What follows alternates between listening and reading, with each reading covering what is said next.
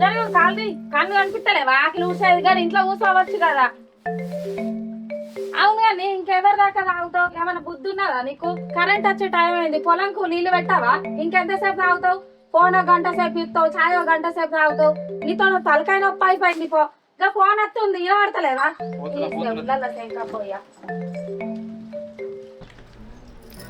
Hello అన్నా, ఏమైందన్నా? ఎప్పుడు? బావా బావా బావా ఏమైంది? ఏమైంది సిరి? ఎందుకు ఎడుతున్నావు? మా నాన్న ఏమైంది? మీ నాన్నకి ఏమైంది? మా నాన్న